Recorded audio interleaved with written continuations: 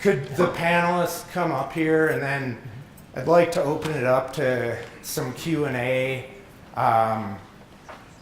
including questions for myself. If you have more programmatic level questions, I would probably be the one to answer those.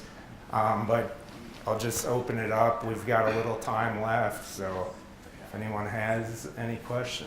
Yep.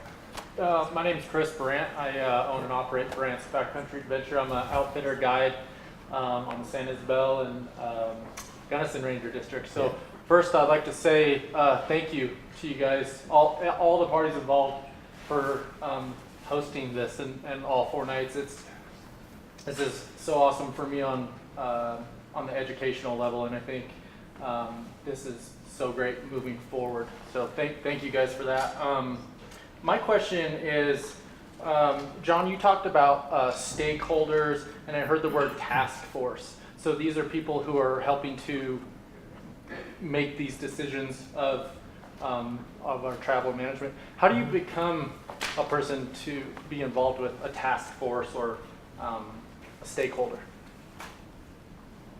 Do you want to field that for Vail? And I can speak a little to what I know of the Gang of Nine. Well, to be quite honest with you, Chris, it's been a challenge over the years. The Vail Pass Task Force has had quite a few members who have been engaged for 10 years or more. My approach, as I saw some of these folks who have been engaged for almost 30 years in that Vail Pass Task Force discussion, when they started to insinuate that they were looking for a place to go and maybe to hand off the reins to the next generation, I mean, I beat the street at Vail Pass. People I knew who used the area consistently, people who I knew were coming to me with concerns or issues, were people that I would often refer back to and say, hey, if you get involved and begin to participate in these meetings, we could use your voice. And, there's some politics and some relationships involved in getting a formal seat on the task force, which was often the biggest challenge because everybody's really busy. For a community member or somebody who's not an outfitter guide and their livelihood does not depend upon it. So, that's one of the reasons why I'm here tonight, is because I like to engage people who are willing to invest their personal time in these endeavors and are willing to roll up their sleeves and meet with people that they might not want to go have a beer with after. So I think that's the challenge of winter recreation moving forward is, cultivating our next group of advocates and stewards of this land and finding people who will create the time in their personal life to invest in this. The best example I have was John Miller out of Denver, and I think you worked with him out of Backcountry United. He was a person that I courted because I was aware of the conversation in the state. I was aware of the conversation that he was trying to generate, and I picked up the phone one day and cold called him and said, "Man, you got to show up to a Vail Pass Task Force meeting." And he ended up becoming a member. So, that's our challenge. And, I think it's, a larger issue in this country. And I think we're seeing people, wanting to stand up and start to work together and attend these type of events and help the government and the Forest Service and land managers make equitable decisions. So that's what I have to say about Vail Pass. Steve, any words about Wolf Creek? Was that around 2000 that that task force formed? Yes. Yeah, I think we went to the clubs first, and then I think there was a public article in the paper. Public meeting, right. And out of that, some people just kind of Right. dropped into the task force. Mm-hmm. People volunteer.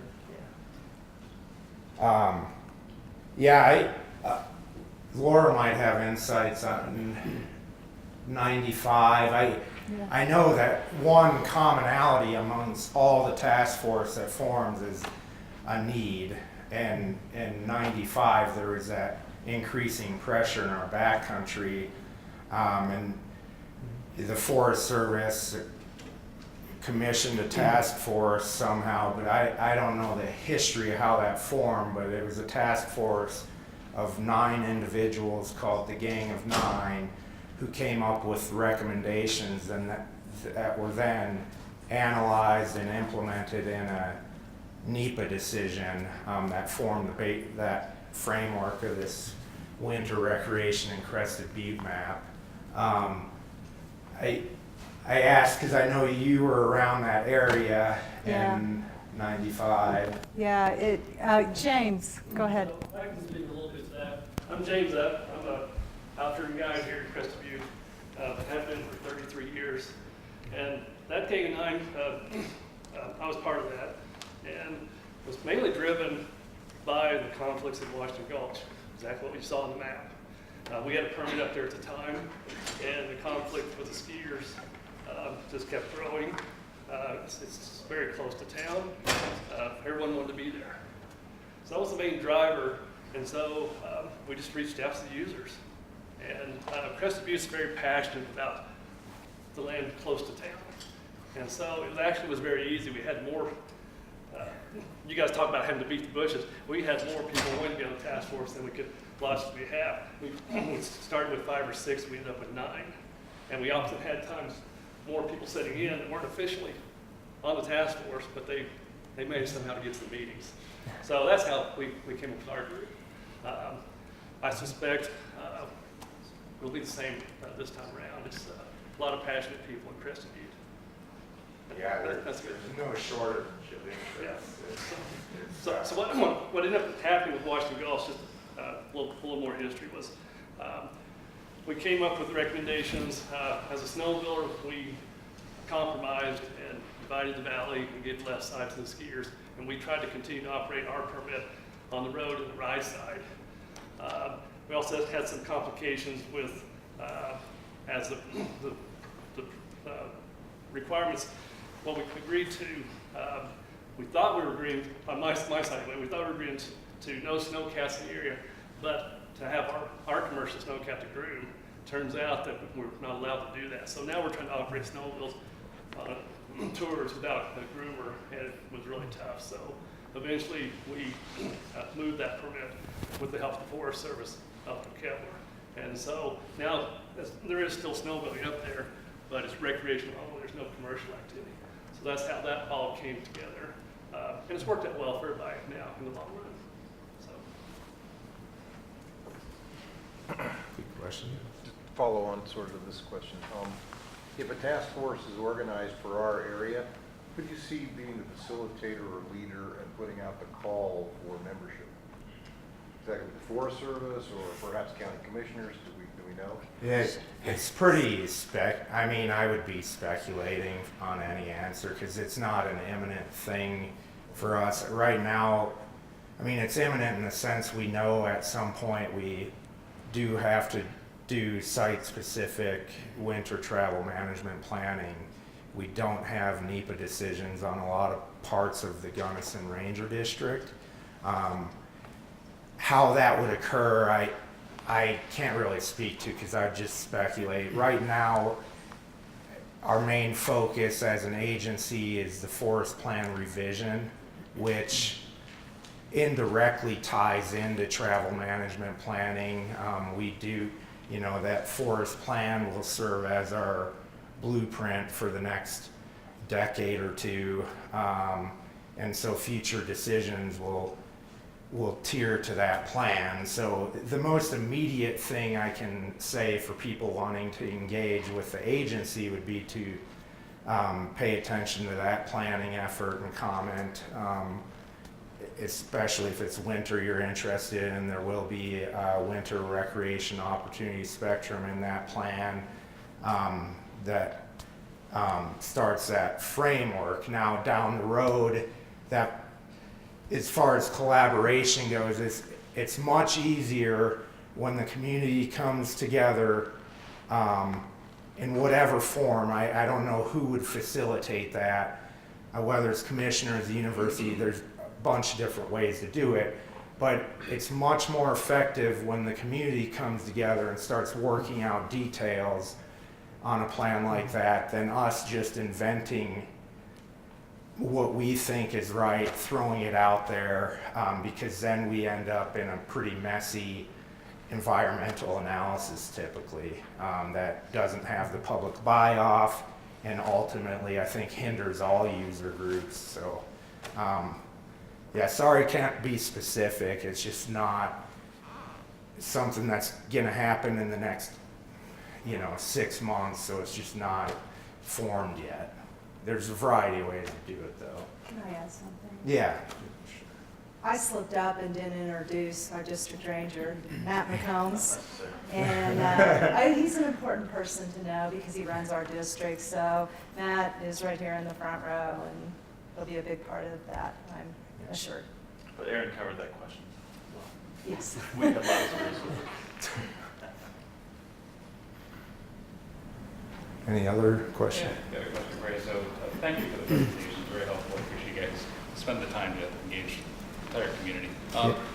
I noticed, we started off the presentations with the high density area of Vail Pass, and talked a little bit. You had a slide on demographics changing over the years and motor gas use coming up and overall population coming up. And Laura, you mentioned a bit about collecting data as you guys travel throughout the backcountry and trying to get a feel for trends in areas.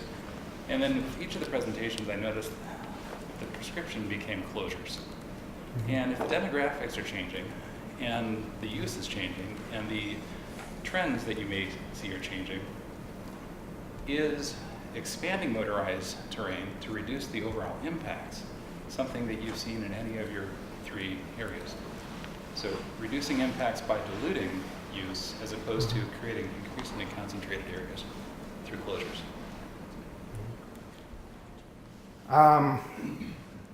Do you know of any area? I mean, yeah, looking at the Crested Butte decision, you're right, and that was it was closures. Typically, where there's conflict, there's compromise, and I think that resulted in the closures at all these areas. Honestly, as far as motorized areas being open on the Gunnison Ranger District, I would guess we probably have close to 750,000 acres open to motorized, so I don't think there's a dearth of opportunities out there at the moment. And any planning processes upcoming, I think it's important for motorized people to engage in the process and provide feedback if there are areas out there that are important for motorized use. When we're scoping for the forest plan, when we're scoping for subsequent NEPA, we need to hear from people. So there will be opportunities to comment publicly in our processes, and I encourage the entire spectrum of users, or even if you don't ever get out and just want to protect whatever it is, be engaged. Everything we do is run through participatory processes, so there is opportunity. One of the aspirations of the Vail Pass Winter Recreation Area was to have a 50-50 split to try and accommodate both sides of the coin, so to speak. And in order to reach that 50-50 split in the area, they had to go to the other side of I-70 and include a large chunk of non-motorized terrain over on Univa Peak. So that drove that non-motorized up to an equal match with the motorized terrain of Vail Pass. As you look across the area today, there's a challenge to getting around that 50-50 split when we talk about changing any terrain designation. But as a manager of the area, somebody who also spent a lot of time recreating and in the snow up there, yeah, I was always willing to entertain conversation and join somebody who was advocating, hey, this terrain may have a better purpose as motorized. Or what I heard more frequently at Vail Pass were people who were advocating for more intentional hybrid opportunities where they wanted to see maybe a groomed route go into a non-motorized pod.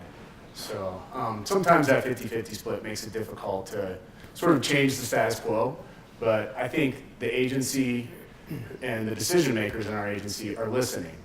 And without your voice, we don't know. So I think that's where this community and winter recreationists as a whole, you really need to express your opinions and pick up the phone and call people like Aaron Drendel and say, I want to talk about winter recreation in my local area.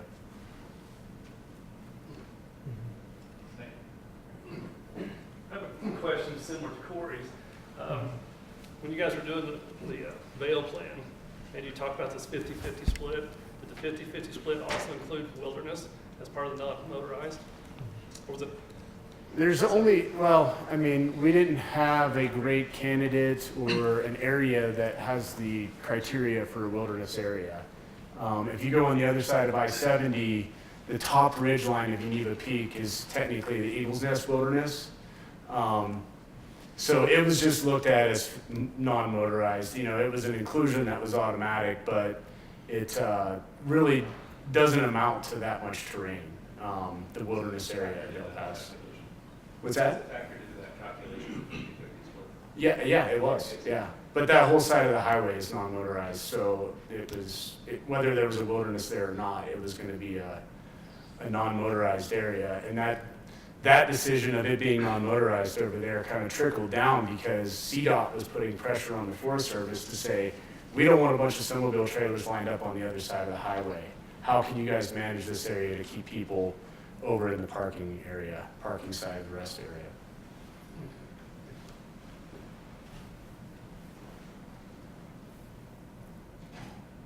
Well, I got one more one more? Yes. All right. On the comment side of things, when there's a travel management revision and we submit a comment, where do those comments go? Who reads them? So when you comment during a planning process, say the forest plan revision, when a draft comes out in the spring or early summer, and there will be notifications to the public that a comment period's opening. If you comment during that open comment period in a NEPA process, the team who's analyzing whatever project it is by law has to look at every comment.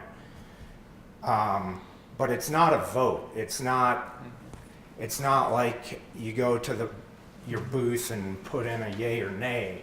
What we're looking for is substantive comments. I mean, if you're bringing up a valid issue, whether it really doesn't matter if that issue is that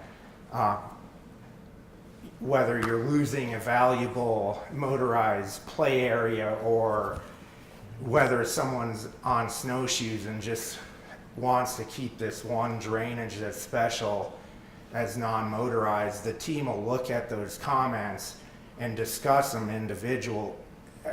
as an interdisciplinary team with biologists, a rec planner, a team leader, and so on. And if it's a substantive comment, it can drive a new alternative.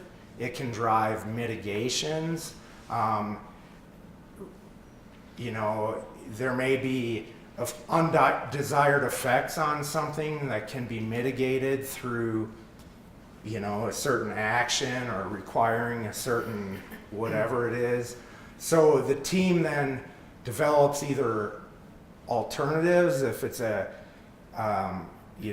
type of an issue being raised, or mitigations, and then that gets passed on to a decision maker. Sometimes that's a district ranger like Matt McCombs. Other decisions are at the forest supervisor level, who's in Delta, Colorado, for the GMUG National Forest. And so for the forest plan revision, then ultimately that forest supervisor will look at those comments and the team's responses to those issues and pick an alternative or require mitigations. So we look at every comment. We're required to by law. We don't consider every comment, though. If you're just saying, I think snowmobiles are good and should be allowed everywhere, that might not have enough substance to drive an alternative. If you're saying, this is a key place for my outfitter guide permit, and if you change that to non-motorized, I'm going to have an effect to my business. That's a substantive comment. So hopefully that helps. But that answers it perfectly. And I think for me, the message when we try to get everybody is to make a educated and thoughtful comment to your point. Right. Because it does make a difference. All of them are being read, and that's something that I was hoping would be the answer, because the people who actually put thought and heart into what they're writing, I think that's a big part.